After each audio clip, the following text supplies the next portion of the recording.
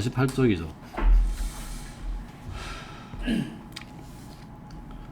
중간에 끝으로 이 도덕의 결론으로 나는 이 삶에서 사람들이 가지고 있는 다양한 직업들을 검토하고 그중 가장 좋은 것을 택하려고 애쓰자는 생각이 들었다.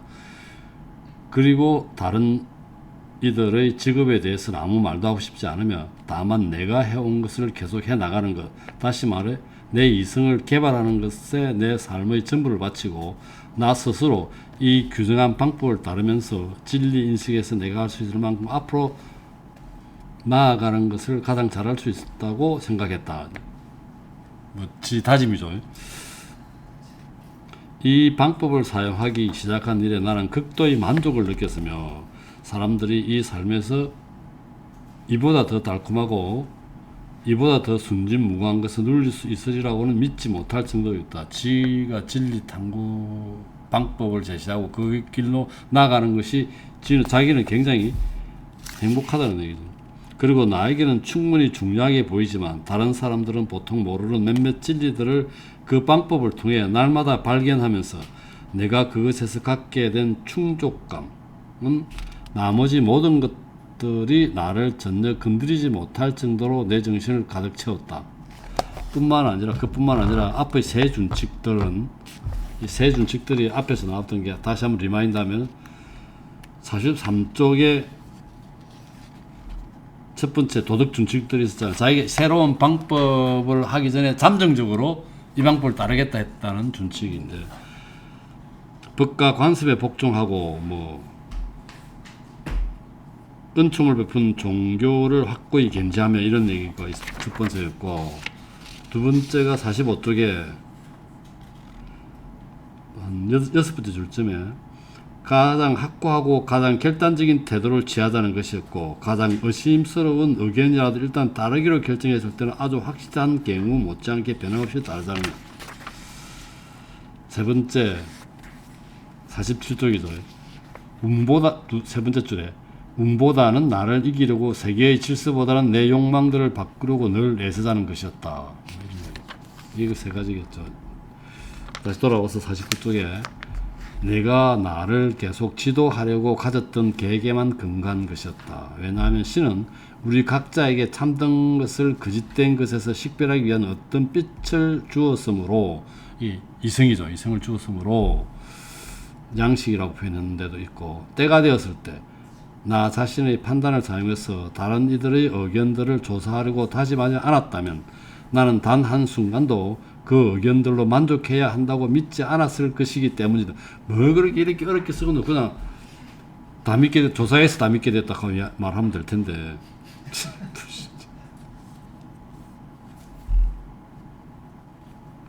그리고 그렇다고 해서 그 의견들 중에서 보다 나은 의견이 있을 경우 그것을 찾아낼 기회를 조금도 잃지 않았을 것이라는 희망이 내게 없었다면 나는 그 의견들을 따르면서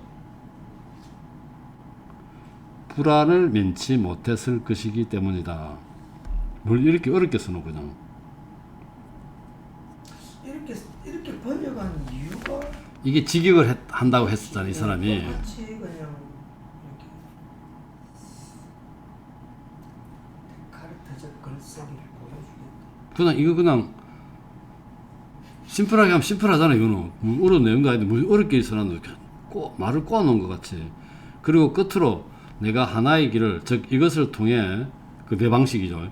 통해 내가 내 능력이 해낼 수 있는 모든 인식의 획득을 자신한다고 생각하면서 같은 방식으로 내가 내 능력 안에 언젠가 있게 될 모든 참된 선들의 획득을 자신한다고 생각한 하나의 길을 내가 따라가지 않았더라면 이것도 말하지. 한번 봅시다. 각 줄을 보면은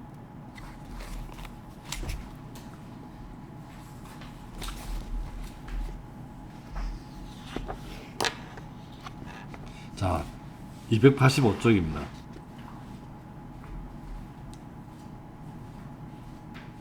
데카르트는 이 길 혹은 방법으로 두 가지를 얻을 수 있다고 확신했다. 하나는 내 능력이 해낼 수 있는 모든 인식의 획득이고 다른 하나는 내 능력 안에 언젠가 있게 될 모든 선들의 획득이다. 나아가 그를 자신이 있다고 생각했기 때문에 자신의 욕망을 제한할 수 있었고 또 그래서 스스로 만족할 수 있었다고 말한다.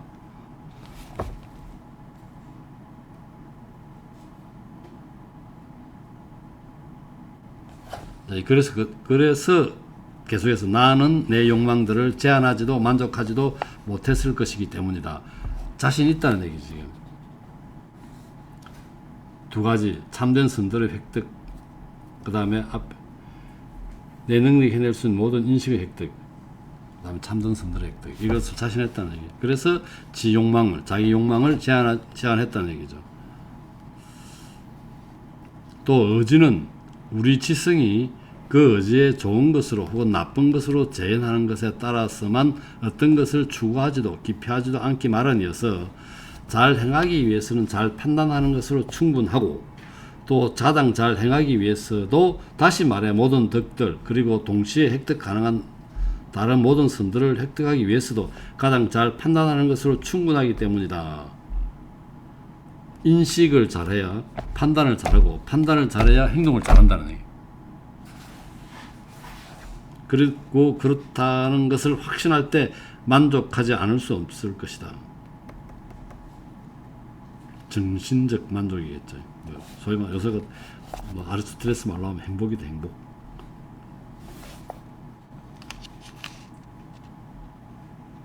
자, 이 준칙들을 이렇게 확보한 후에 아까 세 가지 있었죠. 그것들을 내 믿음에서 언제나 첫째가는 진리였던 신앙의 진리들과 함께 별도로 놓은 후에, 자, 이 사람은 이제 세 개의 준칙과 신앙이죠. 그래서 이게 마지막 중세인이라고 하는 게 역시 종교적 백그라운드가 강합니다. 남은 내 모든 의견들에 대해서는 이것들을 해체하는 시도를 자유롭게 할 수 있다고 판단했다. 자기가 약간 의심감은 전부 다 해체한다, 버린다고 그랬죠. 그런 믿음들이겠죠. 내 남은 모든 의견들에 대해서 약간이라도 의심이 가면 전부 확신하지 않으면 다 버린다는 거예요. 그리고 그 모든 사유들을 가졌던 그 난로방에 1919년 독일 어느 지역을 여행하다가 있었던 세 가지 꿈을 꿨다는 난로방인 것 같아요. 그래서 그 꿈에서 자기가 진리의 탐구의 길로 나가게 되겠다고 다짐했다고 그랬죠.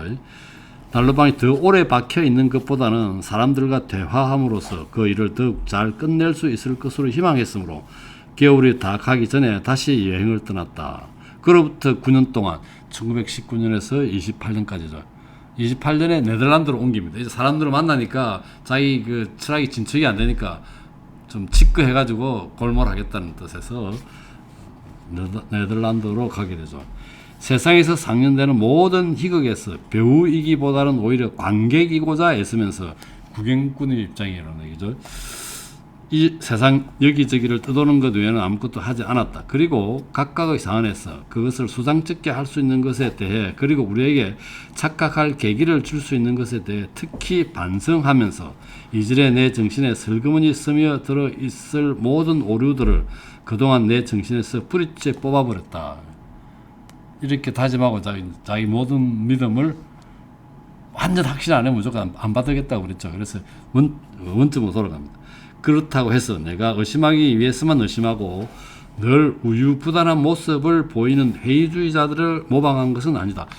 피로의 회의주의가 이 당시에 신회의주의라 이래가지고 또 유행했단 말이죠.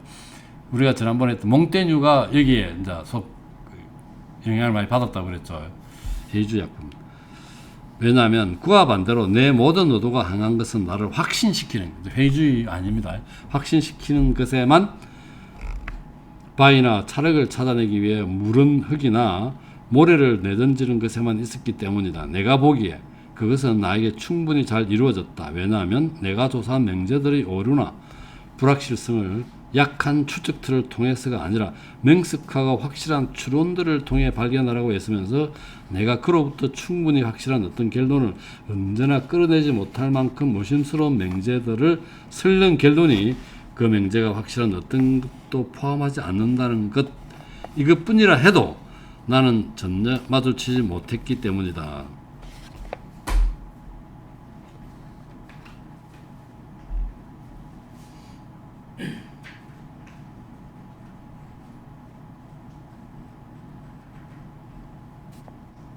의심스러운 명제들을 마주치지 못했다는 거예요.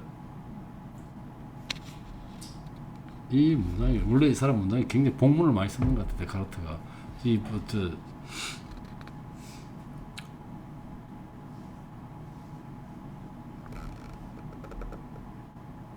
개연성이 있으면은 주 의심한다는 거는 의심이 되는 것은 전혀 자기는 받아들이지 않았다는 얘기고, 그리고 낡은 집을 허물 때 대개 그 잔재들을 새로 새 집을 지을 때 쓰고 보관하듯이 내 의견들 중에서 그 토대가 부실하고 판단된 의견들을 모두 파괴하면서 나는 다양한 관찰들을 행하고 여러 경험들을 획득했는데, 자, 이 열심히 나는 것 전부 다 버렸단 말이에요. 그러면서 관찰과 경험을 통해서 획득했단 말이죠. 이것들은 그 후에 내가 보다 더 확실한 것을 세우는 데 쓰였다. 그런 과정에서 새로운 관찰이나 경험에서 얻은 획득한 것들이 나중에 확실한 것을 세우는 데 쓰였다는 얘기고, 그리고 나아가 내가 규정한 방법으로 나 자신을 계속 연마해 나갔다. 이거는 이 방법은 아마 앞에 자기가 그 방법이 있었죠. 아까 이건 임시준칙이고 아까 1, 3 본 거는 이 방법은 37쪽인가에 나오는 것 같아요.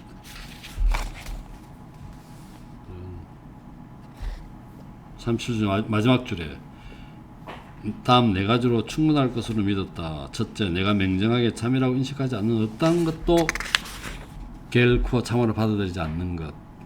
두 번째, 다섯 번째 줄에 보면 가장 제일 잘 해결하기 위해 요구되는 만큼 작은 부분들로 나누는 것. 세 번째, 가장 복잡한 대상들을 인식에까지 올라가기 위해 내 사유들을 순서에 따라 인도하는 것. 네 번째, 확신할 정도로 완전한 일거와 전반적인 점검을 어디서나 하는 것이었다. 이 중간점 있죠. 이거 같아요. 자, 그리고 계속해서 일반적인 방법으로, 왜냐하면 나는 일반적으로 그 방법의 규칙들을 따라 내 모든 사유들을 인도하려고 유의했지만 때로는 얼마간의 시간을 할애해서 특별히 수학의 어려움에 혹은 심지어 다른 어떤 어려움들에도 내가 충분히 확고한 것으로 인정하지 않는 다른 학문들의 모든 원리로부터 스쿨러 철학이겠죠. 인정하지 않는 거지 스쿨러 철학 같은데, 그 어려움들을 떼어내음으로써 수학의 어려움들과 거의 비슷하게 만들 수 있었던 다른 어떤 어려움들에도 그 방법을 적용해 보았기 때문이다.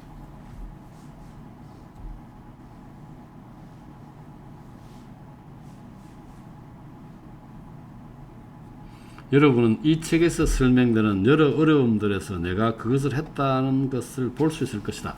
결국은 이 방법 스스리 굴절 광학, 기상학, 기하학 여기에 쓰였던 어떤 방법에 이런 것들을 설명한 거겠죠. 그래서 그 얘기입니다.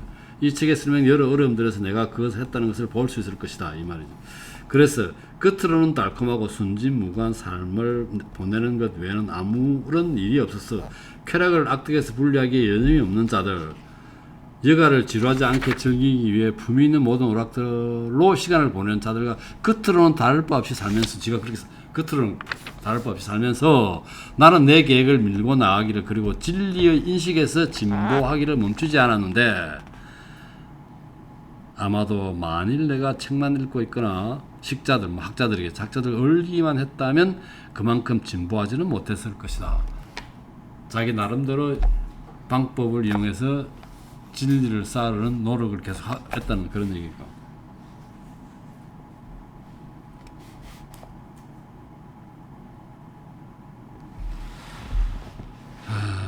그 다음에 그거는 그 뒤에는 별로 어려운 내용들이 아닌 것 같아요.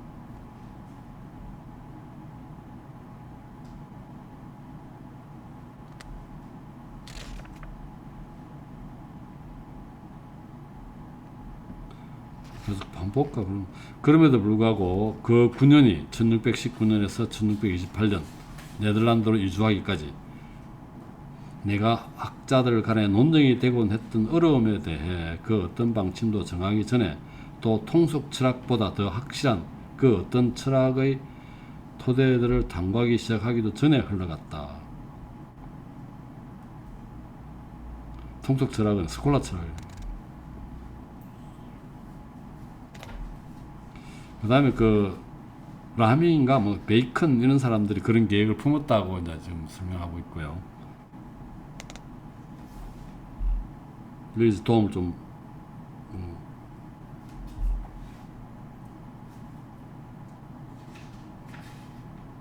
이게 뭐 그냥 그 다른 얘기고 이거는 그냥 소문 자기에 대한 소문 얘기도 나오고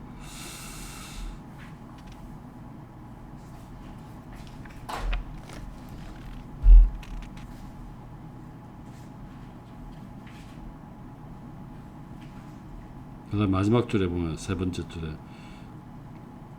그래서 그전에는 모든 수단을 동원해서 사람들이 나에게 준 명성에 걸맞게 애쓰지 않으면 안 된다고 생각했다. 어쨌든 자기는 열심히 이걸 자기 명성을 너무 내세우는 건 아니지만 최선을 다했다는 얘기가고 그리고 정확히 8년 전 이 책이 출판된 지가 쓴 지가 1636년이니까 8년 전이면 28년이죠. 1628년 네덜란드 옮겨갔습니다. 8년 전 그 욕망은 나로 하여금 내 지인이 있을 만한 곳은 모두 멀리하고 여기에 즉 네덜란드에 은둔하자는 결단을 하게 만들었다 이 말이죠. 그래서 뭐 이 나라에서 조금 자기 일에 관심을 갖고 자기 일에 열심히 할 수 있었다는 얘기입니다.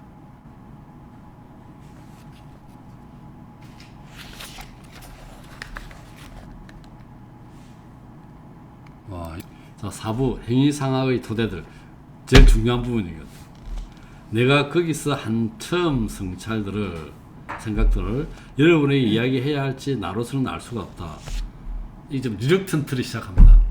근데 5부는 굉장히 연쇄적으로 쫙 설명하겠다 하는데 여기를 보면은 뭐 기꺼이 뭐 설명할까 말까 뭐 이런 식으로 설명하겠다는 얘기죠.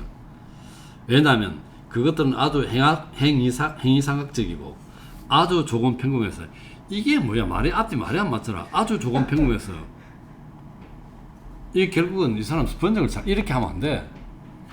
결국 이 사람은 뭐냐면 많이 평범한 게 아니라는 얘기죠. 평범한 게 아닙니다. 왜 행위상학적이 평범한 거야? 아주 행위상학적이고 아주 조금 평범하라 그러는 거야. 평범한 것처럼 보이잖아. 그러니까 많이 평범하지 않다는 얘기지. 어쩌면 모든 사람들의 취향이 아닐 수도 있기 때문이다. 그리고 그럼에도 불구하고 내가 택한 토대들이 충분히 확고한 것인지를 사람들이 판단할 수 있기 위해 그것에 대해 말하도록 어떤 식으로 강요되고 있다.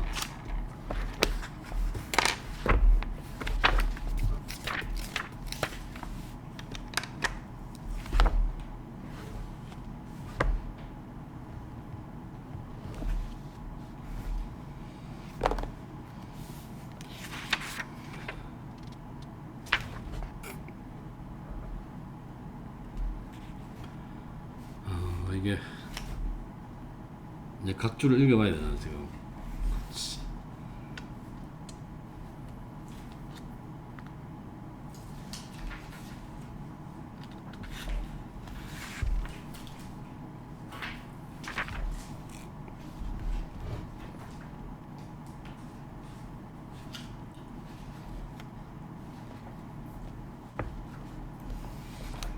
(291쪽에) 보면은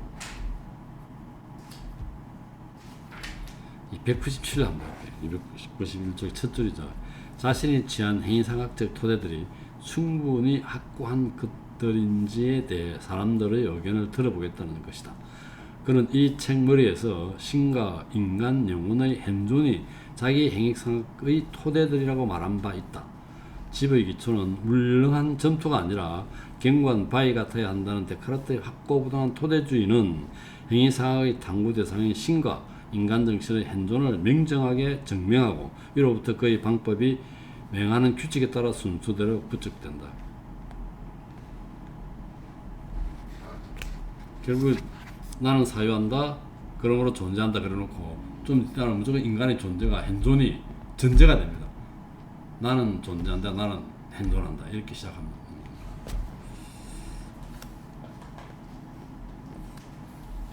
자, 다시 돌아와서 54쪽에 사람들이 판단할 수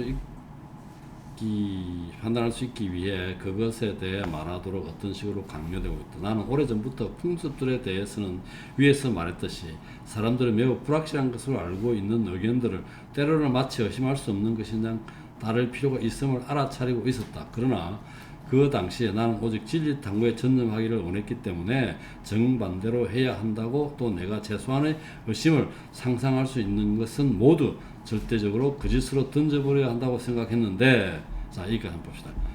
이 사람은 지금 두 가지가 있습니다.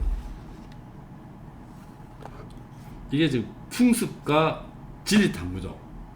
실생활과 진리 탐구를 구분했단 말이죠. 이게 어디에 있느냐면 291쪽에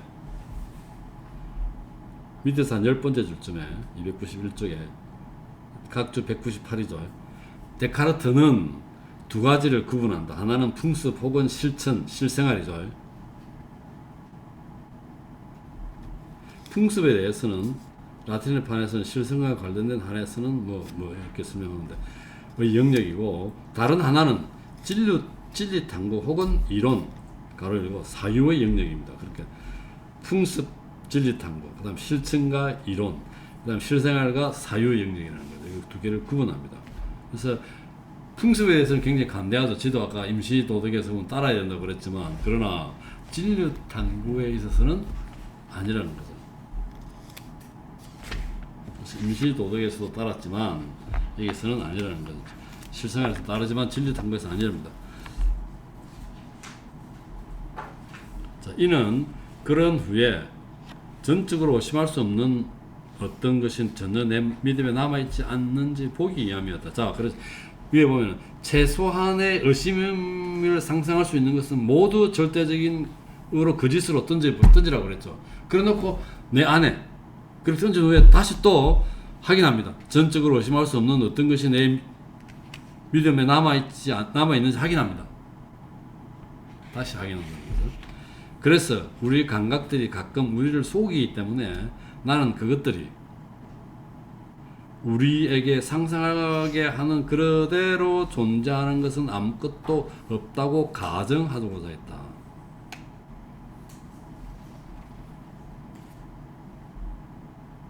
상상하게 하는 것은 현존하는 게 아니라는 거예요. 자, 상상하게 하는 그대로 존재하는 것은 아무것도 없다고, 상상은 아니라는 거죠. 그 짓이라고 가정합니다. 그리고 심지어 기하의 가장 단순한 문제들에 관해서도 추리할 때 착각하는 사람들이, 또 거기서 오류 추리들이 범하는 사람들이 있기 때문에 나도 다른 누구만큼 가루를 범할 수 있다고 판단하면서 내가 전에 증명들로 간주한 모든 근거들을 거짓으로 던져버리십니다. 다 모든 믿음과 모든 증명들을 지금 다 버립니다. 그리고 끝으로 우리가 깨어서 가지는 것과 똑같은 모든 사유들이 자는 동안에도 우리에게 떠오를 수 있다는 것을, 그렇지만 이런 경우에 참인 것은 하나도 없음을 고찰하면서 일찍이 내 정신에 들어와 있는 모든 것들이 내 꿈의 환상들보다 더 참인 것이 아니라고 가상하기로 결심했다. 이거 뭐 꿈 얘기하면서 헷갈리게 만들었는데, 꿈이나 현실이나 다 그거 했다는 거, 참이 아니라고 결심했다는 거죠.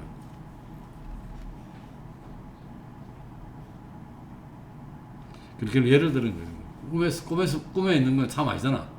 그렇듯이 그런 식으로 애가 어쨌든 참인 것은 아니라고, 내 꿈에서 느낀 것보다 더, 꿈의 환상보다 더 참이 아니라고 그냥 결정했다는 얘기죠. 그러나 바로 뒤에 내가 그렇게 모든 것이 거짓이라고 사유하고자 하는 동안 그것을 사유하는 나는 필연적으로 어떤 것이어야 한다는 것에 주의했다. 자, 내가 지금 사유하고 있습니다. 이 사유하는 것은 의심하는 거죠. 뭐 이 거짓인 같다 의심하는 이겁니다. 사실은 나는 사유한다. 그러므로 나는 존재한다는 이 병제는 사실은 이 사유가 의심에 가까운 것이, 나는 의심한다. 그리고 나는 사유한다. 그러므로 나는 존재한다는 이 진리는 너무나 확고하고 너무나 확실했어. 해주의자들의 가장 과도한 억측들도 흔들 수 없다는 것을 알아차리면서 나는 그것을 주저없이 내가 찾고 있던 철학의 제1원리로 받아들일 수 있다고 판단했다.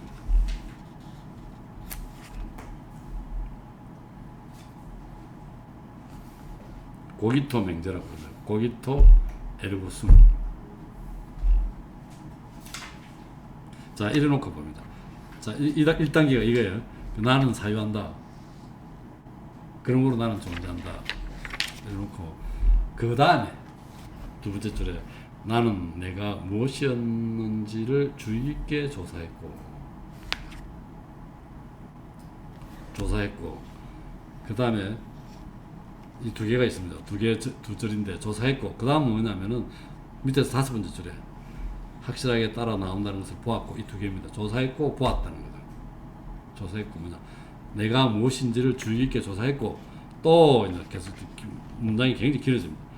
또 내가 어떠한 신체도 갖고 있지 않았다고 또 내가 있었던 어떠한 세계도 어떠한 장소도 존재하지 않았다고 가상할 수 있지만 그렇다고 해서 내가 전혀 존재하지 않았다고 가상할 수 없다는 것. 자, 이거 뭡니까? 실제와 지금 관념은 분리된 것입니다. 돼 있는 거죠. 관념은 존재한다는 겁니다. 오히려 반대로 내가 다른 사물들의 참됨을 의심한다는 것을 사유한다는 바로 이 사실로부터 내가 존재한다는 것. 아까 얘기했죠. 의심한다는 존재한다는 것이 아주 명정하게 그리고 아주 확실하게 따라 나온다는 것을 보았고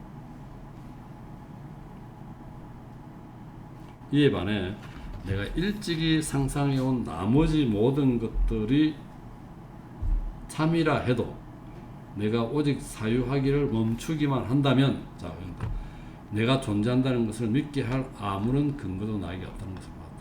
그렇지, 내가 사유를 멈추기만 하면 내가 존재한다는 것을 아니라는 거죠. 아까 사유하기 때문에 내가 존재한다고 그랬잖아. 이게 그겁니다. 반론이 반대가 내가 사유기를 멈추기를 하면은 내가 존재한다는 것을 믿게 할 아무런 근거도 나에게 없다는 것을 보았다.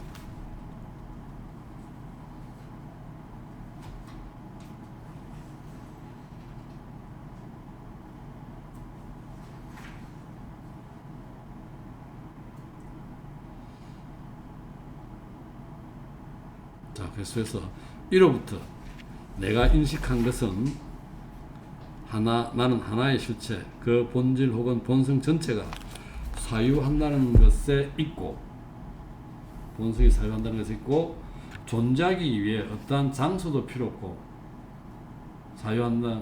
자, 이제 사유가 존재로 넘어가는데, 존재하기 위해서 장소가 필요 없습니다. 사유하면 됐다는 거겠죠. 물질적인 어떠한 것도 오존하지 않는 하나의 실체라는 것이다. 물질과 관념이 지금 분리되어 있다는 거예요. 그래서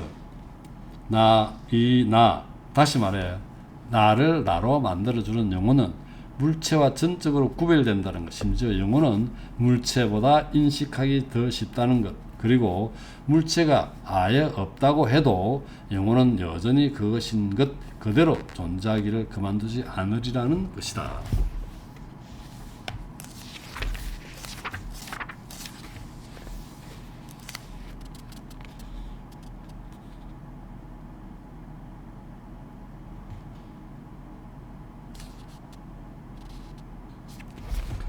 자, 이게 그래서 이제 이 각주 210을 봅니다. 198쪽이지. 298쪽이에요.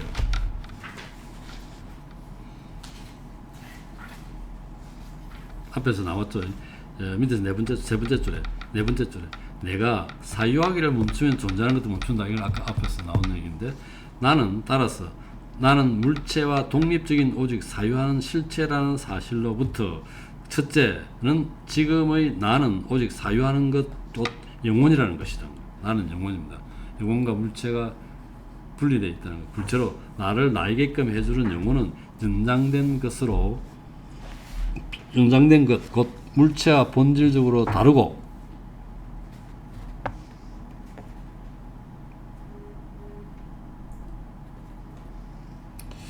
이 연장된 것이란 말이 이상한데 연장이 있는 것은 실체가 연장이 있는 건데 어쨌든 연장된 것도 물체와 본질적으로 다르고 전적으로 구별된다는 것. 셋째, 영혼이 물체보다 더 쉽게 인식된다는 것. 넷째, 영혼은 물체가 없어도 존재하는 것을 멈추지 않는다는 것을 끌어낸다. 사유가 본성인 나와 연장이 본성인 물체, 연장은 어떤 공간이나 이런 걸 갖고 있는 그런 물체죠. 물체가 실체적으로 혹은 실제적으로 상이하고 구별된다는 것에 대한 증명이 성찰의 제6 성찰에서 영혼의 물체보다 더 쉽게 인식된다는 것은 제2 성찰에서 제시된다. 자, 그 뒤에 이거는